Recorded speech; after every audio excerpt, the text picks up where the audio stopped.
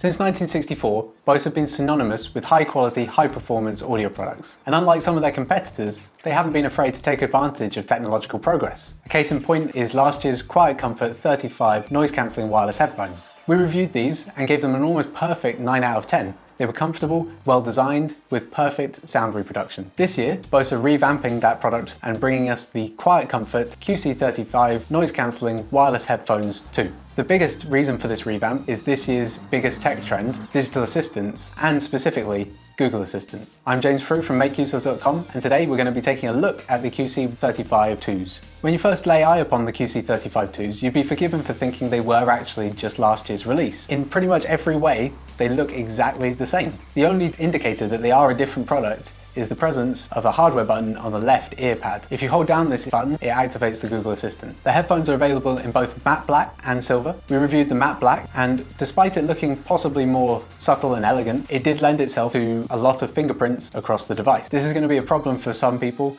and will require a lot of cleaning. The QC35-2s are also 10 grams heavier, bringing them up to a total of 310 grams. That might sound like a lot to have in your head at any one time, but actually Bose has designed these so that they are comfortable to wear even over longer periods. The headband is cushioned with Alcantara, and the ear pads are cushioned with a faux leather, so that everything is nice and soft as it's touching your head. The headphones also fold inwards so that they are small and portable and fit into the carry case. The carry case also has the 3.5mm auxiliary input, as well as the micro USB charging cable. When we reviewed the original QC35s, we said that the charging cable was too short and bemoaned the fact that Bose didn't provide a charging dock. They had an opportunity to fix this with the QC35-2s, but sadly they didn't take that opportunity. This is disappointing for an otherwise stellar pair of headphones that do retail for a relatively expensive premium price of $350. The headphones come equipped with a single rechargeable built-in battery. This may sound like a bit of a problem, but Bose claims that you can get up to 20 hours off a single charge. When we reviewed the QC35s, we found that to be true last year, and I found it to be true this year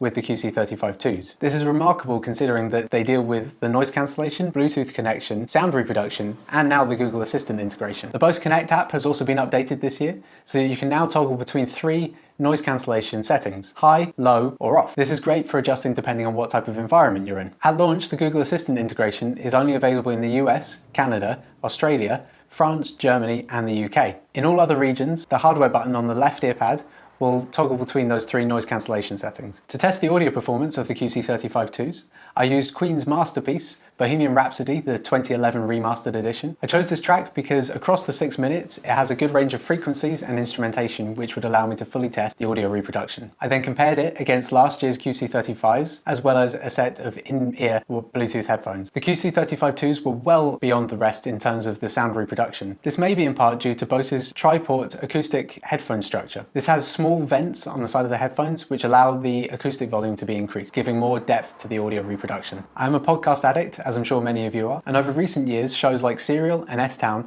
have really upped the game in terms of what you expect from a podcast. They are now high-quality audio productions that often rely on intimacy and detail. This is where the QC35-2's noise cancellation really comes into its own. The external microphones on the side of the headphones pick up the ambient noise around you. They then use anti-phase signals to cancel out any unwanted noise, leaving you to enjoy your audio in peace. This is especially useful if you live in a city or work in a noisy environment. While the QC35-2s are a great pair of headphones in their own right, their main reason for existing, past the QC35s, is the integration with Google Assistant. Since launching last year, Google Assistant has been on a range of devices, software and hardware, but it's all been made by Google. The QC35-2s represent the first time that a third party has manufactured hardware that integrates with Google Assistant. When you hold down the hardware button on the left ear pad, the Google Assistant listens to your request, and then as soon as you let go, it goes off and does its thing. All the regular Google Assistant commands that I tried worked flawlessly and without any hiccups. Earlier this year, Google announced Actions on Assistant, which was basically integrating third-party apps into Google Assistant, just like Amazon's Alexa skills. I tried out a number of these and found that they all worked seamlessly too. One of the main privacy concerns about digital assistants is the idea that they are always listening to you. While we're not sure whether that's true or not, the companies do very little to try and persuade you that they definitely aren't. This leads a lot of people to think that